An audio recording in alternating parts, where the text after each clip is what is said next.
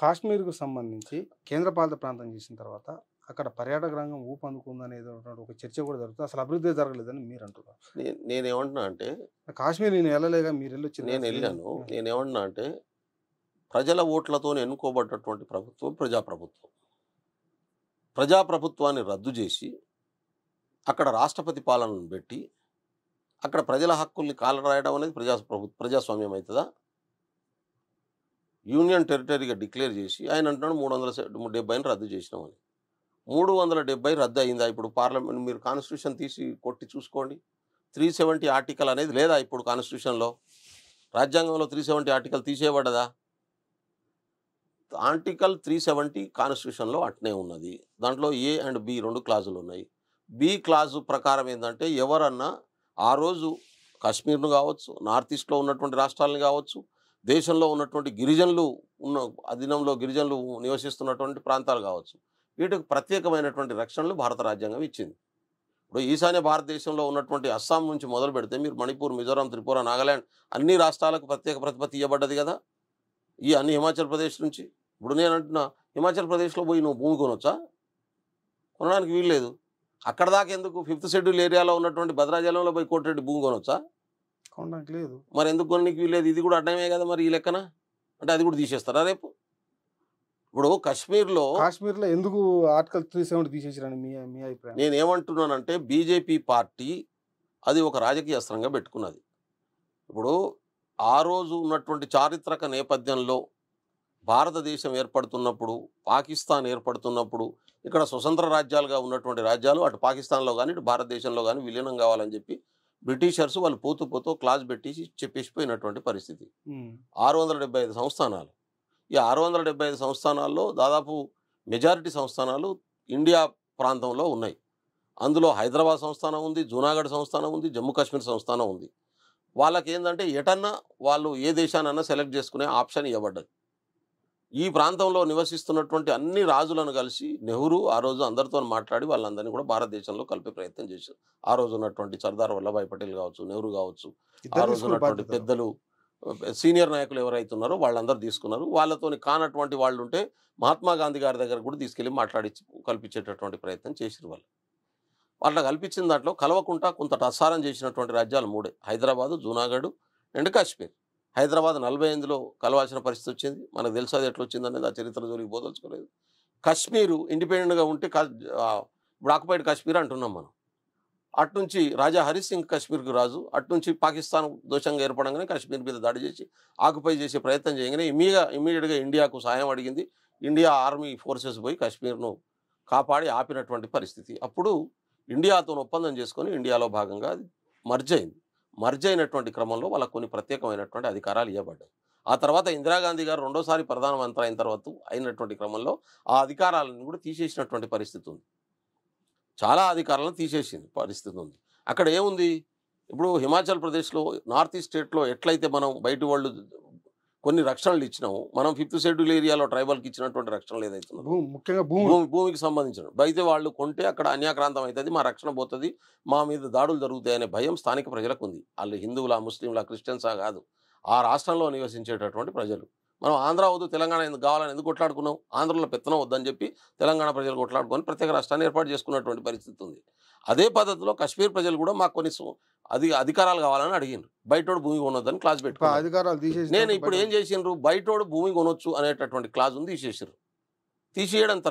తీసేసిన తర్వాత ఇప్పుడు భూములు ఎవరు కొన్నారు? 26,000 ఎకరాలు ఒక అదానికి ఉన్నాడు. అక్కడిక్కడ ఎవడైనా ఒకరు ఇద్దరు ఎకరం, అరెకరం, పావు ఎకరం, ఒక గుంట కొనుంటారు. కానీ 26,000 ఎకరాలు హయ్యెస్ట్ ల్యాండ్ను కొన్న ఏకైక వ్యక్తి అదాని.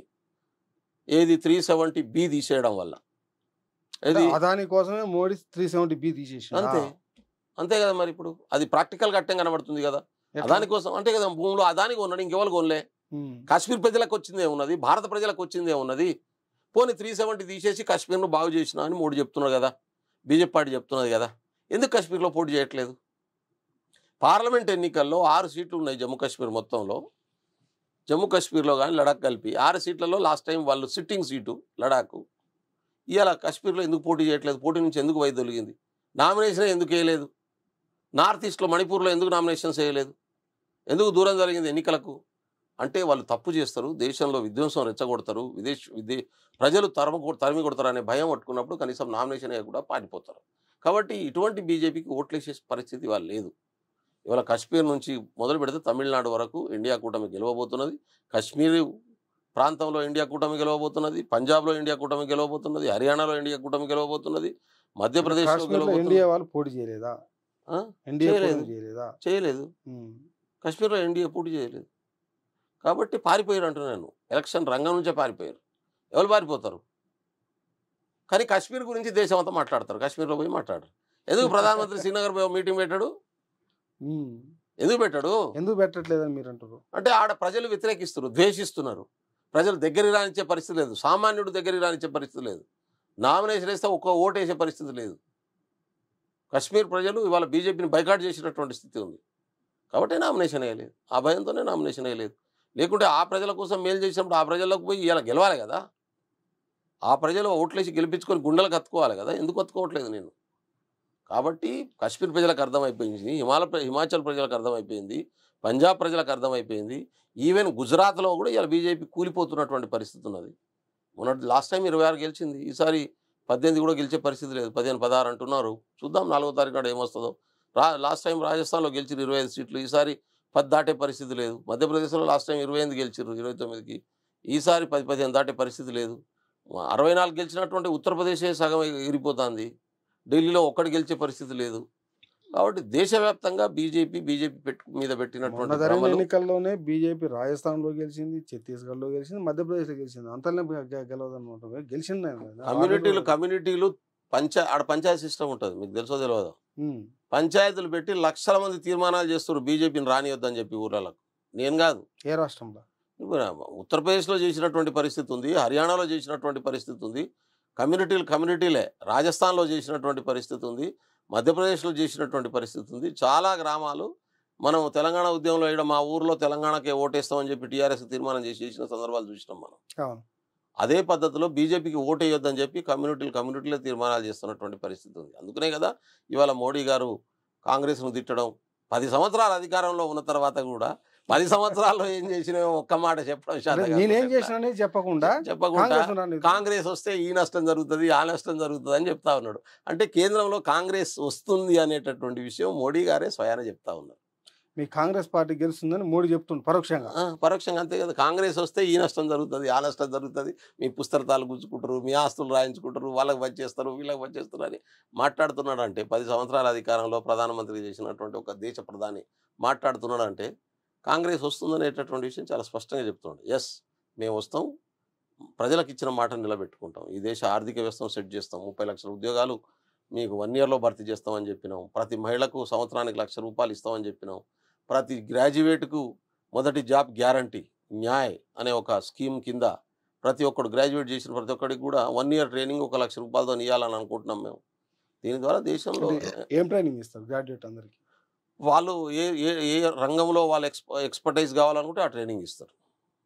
వాళ్ళు చేసినటువంటి వాళ్ళ వృత్తి నైపుణ్యతను వాళ్ళకి ఇంట్రెస్ట్ను బట్టి ఉంటుంది అది.